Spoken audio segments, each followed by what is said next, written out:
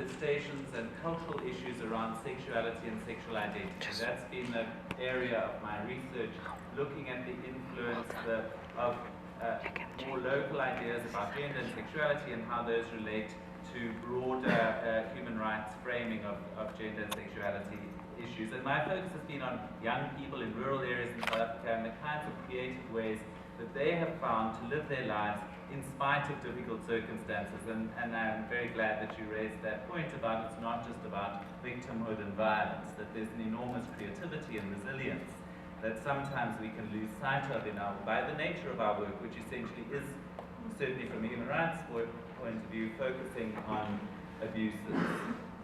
And of course, people in South Africa, despite the enormous legal changes that have taken place and the constitution that includes protection on the grounds of sexual orientation, there's the shadow of violence. So it also shows to me the limitations of the law and the limits of policy, even when that is in place. So my work at Human Rights Watch, just to say very briefly in our three-word summary of what we do at Human Rights Watch, is investigate, expose, and change. So the idea is to do in-depth reports that illustrate human rights abuses that take place in different parts of the world, to compile those into reports that then would be used at both a local, national, and an international level, such as at the UN, with the idea of bringing about change, to using that information in order to make specific recommendations to governments, to policymakers, in order to bring about positive change. And like Eaglehope, we work on a country level, we work at a regional level, and we work at an international level. Our current focus is on Sub-Saharan Africa and also in Europe and Central Asia. So I'll stop there. Thank you. And our fourth panelist is Aditya Shankar, who is with us from India. Good afternoon, everyone. I've been honored to be here. I am from IIT Bombay. I am in my undergraduate studies in electrical engineering. What makes me come here is because we at IIT Bombay, I head a youth organization, a student resource group for LGBTQ rights and advocacy. So, and it's the nation's first. It's the nation's first. So it was founded in 2011, 2 years ago, and since then we have been pitching for more policy changes in the constitution of IIT Bombay, and also been working with the queer liberation movement in Mumbai. I would be generally speaking about my experiences with being as I put it, the first generation queer in India, because the movement is quite recent and it's sort of piggyback road on the HIV/AIDS movement, anti-HIV/AIDS movement. And the decriminalization was in 2009, and it has been challenged in the Supreme Court of India, and the verdict is due this December. So it's sort of really, it's in the neophyte stages, the movement, and to gain momentum for any movement requires people to come out, not in the sense of proclaiming that they're gay, but actively supporting a cause. And that requires a lot of, a sort of a discourse through media, through power, through politics, or through just general conversations. So in the student group, we call it Sati, which means companion. We primarily focus on creating safe spaces within campus for students to feel comfortable about themselves and come out whenever and wherever they want to come out, or not. At the same time, we try to create awareness in a society which is actively being sexualized by a very prominent heteronormative discourse by the media. So, for example, it was back in 2004 that a person among the really posh colonies of Delhi was killed very brutally. His throat was slit. His name was Pushkin Chandra. And the media did not really care about the brutality of the murder, but the fact that he was gay and that he had a lot of pornographic images at his house. So, sort of a sensationalization of this issue by media has been driving home the point that homosexuality is alien to Indian culture. Then the guardians of Indian culture come and they start speaking about protecting Indian culture regarding this. Little do they know that, like in the most ancient of the ancient temples, there are depictions of homosexuality. Kama Sutra has a lot of homosexual passages, and so at the same time, having all this to be put in perspective, what we want to do as youth in India is that we want people to feel comfortable and then come out, or just speak actively, so that when Harvey Milk in San Francisco said, ask all the gay people to come out, that was for a reason, that if you come out to your immediate circles, then all those people get sensitized. People are not inherently homophobic, especially, like, I can speak for my culture. They're not homophobic. People have been having homoerotic experiences throughout their lives. But as soon as the stigma comes in, people start fearing and people become insecure. And that is where policy or active representation helps. As the panel would progress, I would try to put into perspective 3 of the main currents in the Indian LGBT movement. But for now, I think that's good enough. Thank you. Very good. Thank you all. I told you that the persons gathered before you were a stellar collection of interlocutors for the topic that we're addressing today, and you see now that I was right. Having heard their introductions of themselves and of their works, I'd now like each of you to say a few words, if you will, specifically about the particular role that you think youth in civil society, both in local, transnational, and global contexts, can play in advancing the vision and the work that you think is important at this moment in the history of the struggle, if I can use that word, for the recognition of gay, lesbian, bisexual, transgender, intersex, and now queer rights for those persons who claim those identities. Youth. Whoever wants to jump in can do that. Okay, so I will start. I usually project well enough for this kind of room anyway. I'm going to talk a little bit about the challenges, and I think that these challenges are what youth delegates in particular would be well placed to address. So for me, the main fault lines that prevent the UN to move forward on sexual orientation and gender identity or on LGBTI issues, they're with regard to children and youth in particular, and let's remember that the UN considers children from birth until 18 years old. So it's, it covers quite a lot, including youth. So problem number one, the tension between children's rights and the children's rights to have their best interests always considered and to be heard and to have their opinions considered in relationship to their evolving capacity. So as they grow older, they should have their decisions considered more and more heavily in everything that has to do with themselves. So that's children's rights on the one side. On the other side, a recognition in international law of parental rights to guide children, in particular as regards to their education or their religious instruction. So obviously, the best interests of the child, the right of the child to be heard, the right of the child to have their opinions considered is much more weighty. And that is how it is considered in international law. That is what will take precedent. And the state would have to have some ability to consider that balance. However, as we see take place at the UN, it is often the parental rights to guide the child, to decide for the child, that are being seen as prioritized. So that's problem number one, just pushing this barrier of a misbalance, as it were, of the actual status and scope of international law on this issue.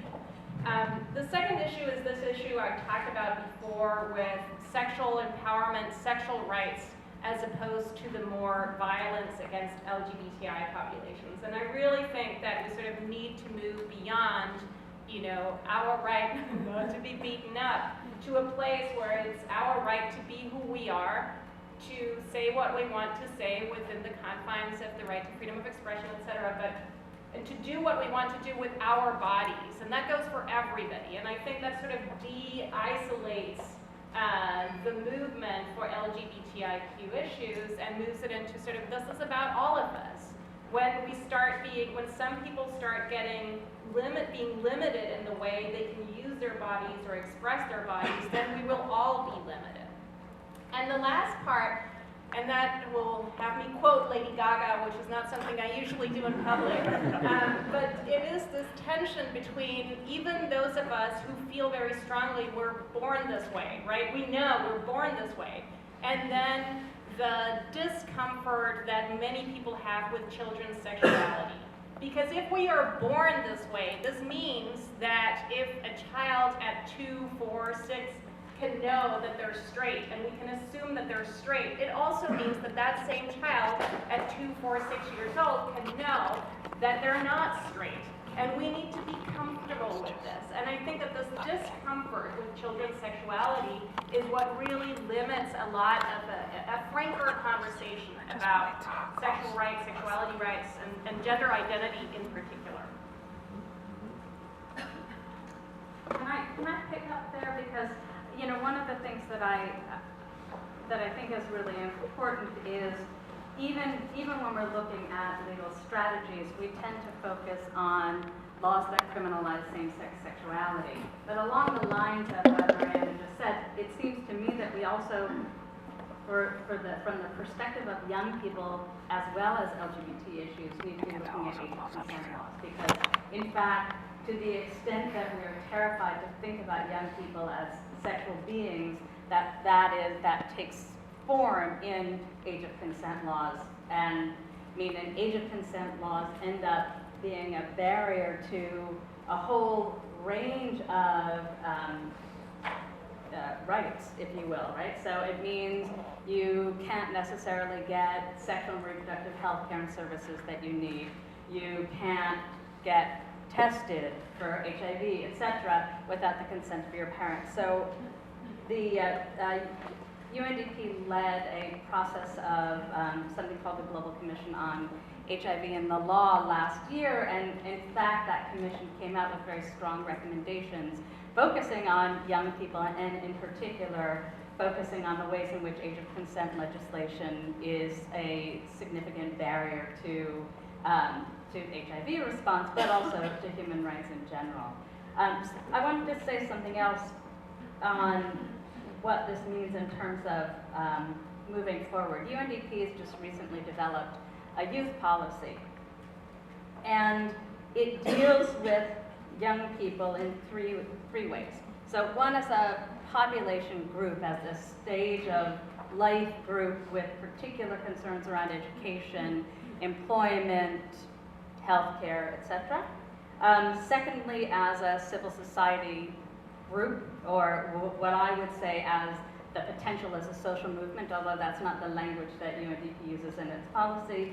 And third, as one of the groups that's folded into marginalized groups. Now, I think that it's very interesting because that has a lot of promise, but it also has a lot of limitations, and I think it's really important to think about when we're talking about youth as a population group, that's great to the extent that it brings attention and resources, but there are some really serious limitations in terms of who gets included, who gets excluded, but also the way in which it frames the issue very narrowly. Similarly, as civil society, it's not the same thing as talking about social movement mobilization. And you know, again, it's a slightly different perspective. And the third, as part of groups that are marginalized, you know, I was thinking about what you were saying, Marianne, and I think on the one hand, that's coming at it from a victim point of view, but on the other hand, it actually makes the links between the kinds of issues that young people face and the kinds of issues that other people face. And so I think to that extent, it actually has some real potential. Graeme? And could I just jump in there, because what I would like to talk about is a phenomenon of laws that are being passed that are being done in the name of protecting youth and protecting children. So we see what's happening in Russia in terms of the anti-propaganda laws, is they're framed very much within the context of protecting children. So it becomes illegal to assert your social equivalence in front of children, right? And so that insidious way of framing discriminatory laws as if they're there to protect children, which is very cynical within the context of Russia, because as we see, I'm sure many of you have seen the kinds of horrific images and that have been circulated of gangs targeting young people and posting the videos of them being abused and tortured onto the internet to both expose them, to out them, to reveal their sexuality to their broader community, and also to show them in a situation of humiliation. And this has taken place in the shadow of these laws. That there's a link between the passage of this legislation, the deep sort of social homophobia that's emerged within Russia as a result of these laws, or coinciding with these laws, and the rise of this kind of vigilante violence, and the state does nothing about it. So the cynicism of protecting children when we see this kind of abuse meted out towards children is extreme. And of course what's happening in Russia is reproduced and echoed elsewhere in the world. We also see, for example, in Uganda, where the anti-homosexuality bill there was framed in many ways in terms of protecting children, echoing the language of the religious right in the US. And there's no coincidence there. So, you know, there's this language and rhetoric around protecting children and then putting in place extremely discriminatory legislation. So I think that's certainly an area where youth could speak out from a children's rights and a youth right perspective against these kinds of laws. And particularly bearing in mind that young people, as you say, lack of access to positive and affirming information has serious health consequences. We see high levels of substance abuse, high levels of suicide amongst LGBT youth. And to prevent youth getting positive images of themselves, I think is part of a form of abuse. And that could be challenged from a children's rights perspective. I would like to add on that because the context we are talking about here is when the state is actively passing laws regarding this, right? So, but what about when the state is silent about this? So, like in India, the state just doesn't want to talk about it. So the LGBT movement sort of should not be seen as a mutually exclusive set beyond the feminism and sexual liberation movement in India, because sex is taboo. People don't talk about it; they just do a lot of it. Coming on a serious note, the whole sphere of feminism, sexual liberation, and LGBT rights has to go hand in hand in a country like India or China, because the state is not trying to pass any laws. It's trying to take a stand which is diplomatically correct, which would not sort of antagonize a lot of people, a lot of religious groups. It's just trying to take a very neutral stand. At this point, the youth would actually take part as a very active agency for change, because the institutions are not. So only the youth can mobilize a sort of a social movement which would creep in discourses regarding this and sort of change public outlook on this. For example, sticking to LGBT rights in India, the youth can be easily divided into